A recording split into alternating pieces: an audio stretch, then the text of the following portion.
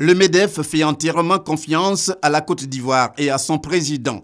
Reçu par le chef de l'État, Alassane Ouattara, ce mardi au palais présidentiel, la délégation du mouvement des entreprises françaises à travers Patrick Lucas s'est félicitée des bonnes performances des actions de développement menées par les autorités ivoiriennes. Ce qui est frappant depuis quelque temps, c'est l'intérêt que nous avons de la part d'un nombre croissant de PME de s'intéresser à la Côte d'Ivoire.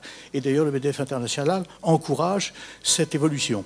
Nous sommes particulièrement frappés de l'évolution de la Côte d'Ivoire et nous nous en réjouissons. Le président de la République, présentant la situation générale, a évoqué la nécessité de poursuivre les efforts. Sur les 3 dernières années, 2012 à 2014, nous avons un taux moyen d'à peu près 9% et les déficits sont bien maîtrisés. Nous comptons maintenir le cap. Nous avons tenu pas plus tard que la semaine dernière une grande réunion sur la réforme du secteur de l'énergie qui quand même devient un secteur essentiel compte tenu du degré d'avancement, des progrès économiques que nous avons constatés. Et d'ici la fin de l'année, nous serons à un peu moins de 2000 MW de production d'électricité, ce qui fait tout de même que nous venons immédiatement après le Nigeria en matière de capacité de production en Afrique de l'Ouest.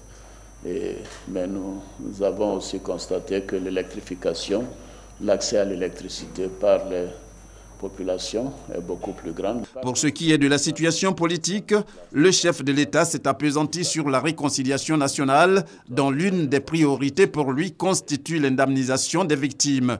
Nous avons dû réactiver la commission de réconciliation pour mettre l'accent sur l'indemnisation des victimes. L'aspect réconciliation ne peut pas aller sans la justice et sans l'indemnisation des victimes. En évoquant la future élection présidentielle, le président de la République a rassuré sur la tenue d'un scrutin transparent. Le dialogue est en cours avec les partis d'opposition, y compris le Front populaire ivoirien, le parti de l'ancien président. Et nous sommes certains qu'ils participeront aux élections également. Ces élections seront ouvertes, seront transparentes. Et elles seront apaisées également. Avant de prendre congé de leur hôte, les chefs d'entreprise français ont fait part de leur volonté de s'implanter en Côte d'Ivoire et contribuer à la réussite des grandes réformes entreprises.